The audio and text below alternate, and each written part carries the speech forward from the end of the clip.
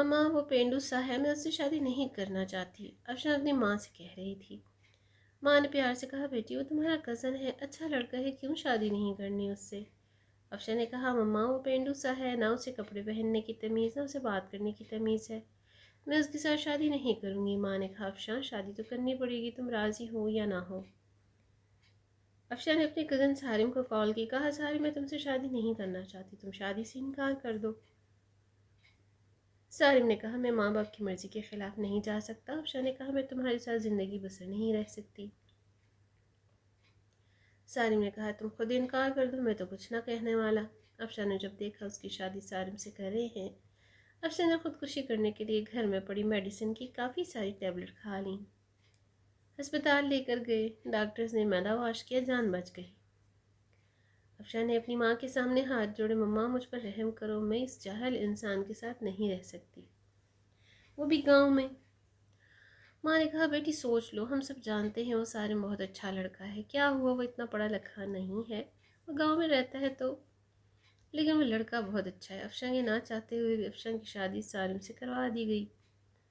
अफशान ने बस समझ लिया ज़िंदगी बर्बाद हो गई, सारे ख्वाब ख़त्म हो गए, सब खुशियाँ जला दी गई हैं, सब कुछ एक जाहिल इंसान के हवाले हो गया। पहली रात थी, अफशान ने सारिम को कहा, सारिम तुम मुझसे शादी करना चाहते थे, शादी हो गई, लेकिन मुझसे दूर रहो। सारिम ने मुस्कुराते हुए कहने लगा, ठीक है अफशान, आप इतना गुस्सा क्यों कर रही हैं।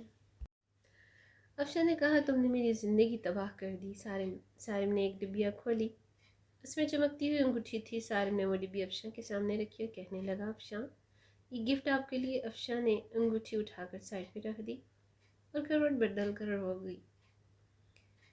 सारिम नफिल अदा करने लगा, फिर अफशान के पास लेट गया। ये ज़िंदगी का सफ़र शुरू हुआ। अफशान कदम घुटने लगा सारिम के साथ। सारिम देखने में खूबसूरत था, बस ज़्यादा पढ़ा लिखा नहीं था, डिसेंट सा भी नहीं था। अफशान मॉडर्न सी लड़की थी। सारिम सुबह उठते ही अफशान का माथा झूमता, फिर खुद नाश्ता बनाता। अफशान को गुस्सा आता, ये बंदा मुझे इम्प्रेस करने के चक्करों में है। अफशान जब सारिम के हाथ का बना खाना खाती बहुत हैरान होती, इतना मज़े का खाना। सारिम रात को थका हारा आता, अफशान बस खामोशी से अपनी दुनिया में गुम सी रहती, उसको कोई परवाह नहीं थी सारिम की। सारिम भी अफशान को कुछ न कुछ कहता था, घर आकर खाना बनाता, अफशान को खाना देता। अफशान पत्थर दिल थी, शायद न घर की सफाई करती, ना वो कभी सारिम के कपड़े सफा करती। सारिम अपने काम खुद सारा साल गुजर गया। सारिम अफशान की हर बेरुखी चूम कर बर्दाश्त करता। अफशान को यूँ लगता था एक बुद्धू सा इंसान पल्ले पड़ गया है। सारिम चूँकि एक मर्द था, वो औरत पे हाथ उठाना मर्द की शान के खिलाफ समझता था, फिर उस पे हाथ उठाना जो हम सफ़र हो। सारिम ने एक दिन कहा, अफशान तुम अपना ख्याल क्यों नहीं रखती, पागल देखो रंग कितना धीमा पड़ गया तुम्हारा, तुम्हारे बाल देखो कितने रूखे से हो गए। सारिम अफशान के पास बैठ गया। 1 साल के बाद सारिम ने यूँ अफशान को छुआ था।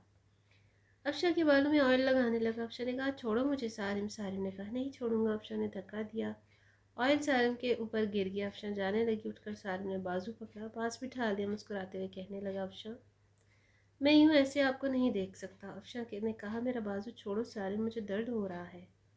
सारिम ने पास बिठाया, ऑयल लगाना शुरू किया। अफशा के सिर में ऑयल लगाया, फिर चेहरे पर स्क्रब करने लगा। अफशा सारिम से मुस्कुराते हुए, चुड़ैल जाओ अब शावर लेकर आओ और पिंक ड्रेस पहनो, मैं तुम्हारी फेवरेट बिरयानी तैयार करता हूँ। अफशा हैरान थी, इतनी बेरुखी पे भी इतना प्यार करता है सारिम। अफशा शावर लेकर आई, आज चेहरे पे अजीब सी चमक थी। अफशा ने अपनी दोस्त को कॉल की, यार सारिम ने ऐसे किया मेरे साथ। उसकी दोस्त ने कहा, सारिम अच्छा इंसान है, उसकी कदर करो। अफशा ने कहा, वो मुझे इम्प्रेस कर रहा है। उसकी दोस्त ने कहा, अफशा किस्मत वालों को ऐसे मर्द और हम सफ़र मिलते हैं। इतने में सारिम ने आवाज़ लगाई, जहाँ बना खाना तैयार है, आ जाओ। अफशा मुस्कुराने लगी, आज बिरयानी मज़े की खुशबू आ रही थी। अफशा ने खाना शुरू किया, इतने में मज़े की बिरयानी, उसका दिल चाहा तारीफ़ करे सारिम की, लेकिन खामोश रही। खाना खाया, कमरे में सोने चली गई। सारिम ने बर्तन उठाया, वॉश करने लगा। बर्तन वॉश किए, सारा दिन का थका हारा बेड पे पड़ा सो गया। सुबह उठा, अफशा को उठाया, कहा, अफशा मेरी जान नाश्ता तैयार कर दिया है, कर लेना, मैं जा रहा हूँ। और हाँ, आज तुम्हारे लिए गिफ्ट लेकर आऊँगा। रात को घर आया था, हाथ में एक गुलाब का फूल था। अफशा कुर्सी पे बैठी हुई थी, गार्डन में हल्की सी हवा चल रही थी, शाम का वक्त था, हल्की थी रोशनी थी। सैम घुटनों के बल बैठ गया, गुलाब का फूल अफशा को दिया, मुस्कुराते हुए कहने लगा, हैप्पी बर्थडे अफशा। अफशा ने कहा, तुमको कैसी याद, मेरा आज बर्थडे है। सारिम ने कहा, हम सफ़र हूँ आपका अफशा, پیپرز نکالے ایک لفافے سے کہا، افشاں کا ہاتھ پکڑ کر کہنے لگا، جانتی ہو یہ پیپرز کس چیز کی ہیں؟ افشاں کا دل دھڑکنے لگا۔ یہ سارم نے کہا، ہم دونوں کی خوشی ہے۔ افشاں نے کہا، بتاؤ سارم یہ کیا ہے؟ سارم نے پیار بھرے لہجے میں کہا، یہ ہمارے نئے گھر کے پیپرز ہیں، میں نے گھر لیا ہے اور تمہارے نام کیا۔ افشاں کو یقین نہیں ہو رہا تھا، افشاں نے دیکھا نیا گھر، وہ بھی میرے نام۔ افشاں کرسی پہ بیٹھ گئی، آنسو آنکھوں میں آ گئے۔ سارم اتنی محبت، سارم کی آنکھ سے پہلی بار آنسو چھلکا تھا۔ سارم نے کانپتی ہوئی آواز میں کہا، افشاں ایک چیز مانگوں؟ افشاں نے ہاں میں سر ہلا دیا۔ افشاں ہمیشہ خوش رہنا جانتی ہو، تم پری سی ہو، معصوم، بہت پیاری، تم بہت خوش نصیب ہو، تم جیسی مجھے ہم سفر ملی۔ افشاں ہماری شادی کو 2 سال گزر گئے لیکن ہم نے کبھی ایک دوسرے کو سینے سے نہیں لگا، مجھے آج سینے سے لگا لو۔ افشاں نہ چاہتے ہوئے آج سارم کے سینے سے لگا دیا۔ سارم زور سے سینے سے لگاتے ہوئے کہنے لگا، یہ باہیں کیا پتہ تھا میرے نصیب ہو نہ ہو۔ اتنا کہہ کر سارم کمرے میں چلا گیا۔